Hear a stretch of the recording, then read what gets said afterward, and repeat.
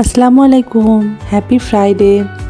শুক্রবার মানেই একটু অন্যরকম দিন, বাইরে যাওয়া, আনন্দ করা, এগুলাই।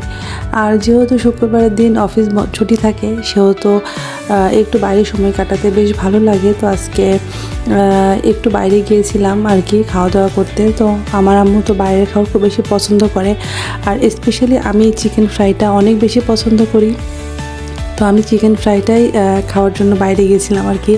এইভাবে বাসাতে আমি কখনোই তৈরি করতে পারি না।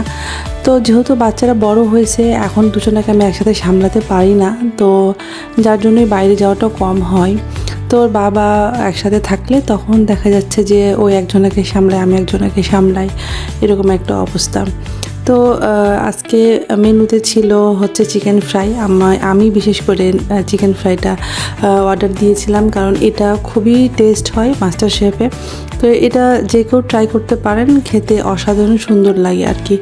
তো আমি যেহেতু স্যুপ খাবো না, তো আমি একটু রাইস অর্ডার দিয়েছিলাম। তো আমি রাইসের সাথে চিকেন ফ্রাই খেয়েছি, এর মধ্যে আমি আবার স্যুপও নিয়ে নিয়েছি। মানে কি উলট পালট খেয়েছি আমি নিজেও জানি না।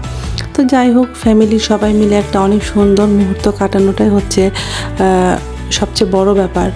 তো সবাই শুক্রবারের দিন সবাইকে জুম্মা মোবারক। সবাই ভালো থাকবেন, সুস্থ থাকবেন। আল্লাহ হাফেজ।